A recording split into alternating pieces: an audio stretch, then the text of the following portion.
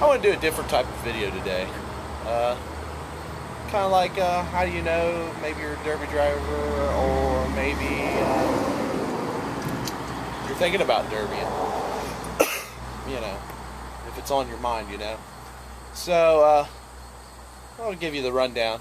So I'm driving, and I pull on into the gas station, and I'm looking off to the side, make sure nobody's trying to get into this very last pump at the gas station.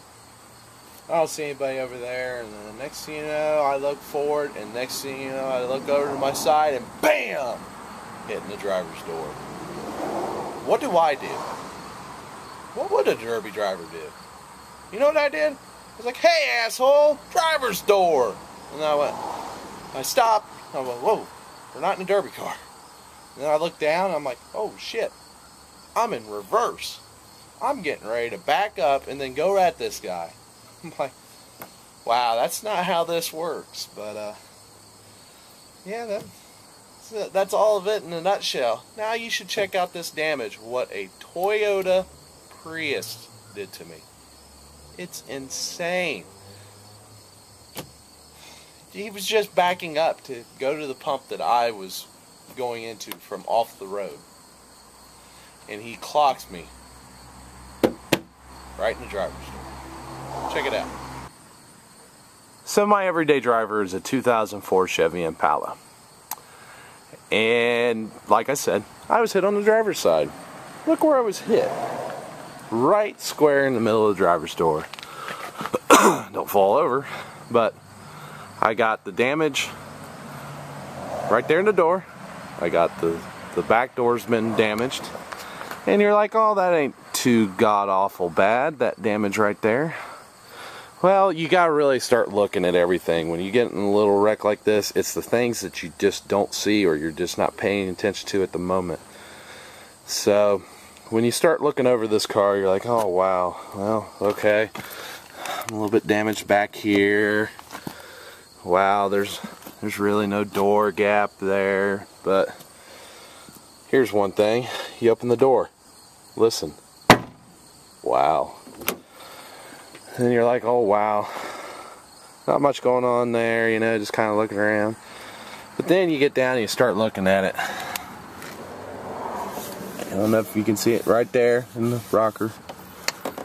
And then it's damaged in back behind here and up under the vehicle.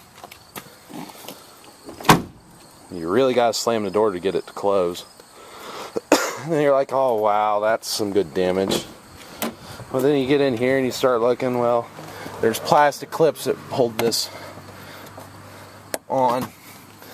And you start looking down in here, oh, it's even more damaged. It's buckled right there. Could be a little more damage right in here. But then you go right up the door post.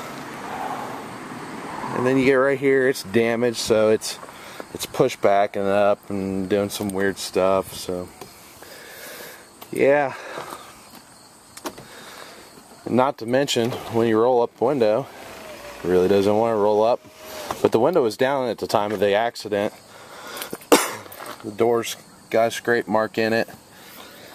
There's now a gap in here. It's like, man, so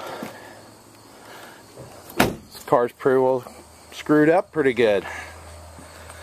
So the feller's insurance rep came out, his guy, and he's looking at it, and he's entering everything into his computer, looking at it, and blah blah blah, and then he says, okay, right now as this car sits, it's at 95% of value of car. I look at him and I say, well, you're at 95%, we're almost to 100. I'm like, once they start tearing this thing apart, man, they're going to find even more problems probably that you just can't see. That's what always gets you, is the stuff that you cannot see. So, looks like that this 2004 Chevy Impala, it could be totaled just by a guy trying to back up to get $4 a gallon gas. Come on, was that even worth it? To some people, you know. I worked really hard to try to get me a nice vehicle to drive every day, and then this happens. But you know what? You can't get really attached. If anything, I'm attached to my Dodge because, you know, it's paid off. I've had it for over 11 years, and it's been a pretty decent truck for me. But this thing, if it gets scrapped, whatever. Send it down the road, I'll hop back in the truck. But I just wanted to share a little story, and that was about it. So if you like this video, hit the like button, leave your comments, and check me out on Facebook at Dave's Garage 512. That's all one word.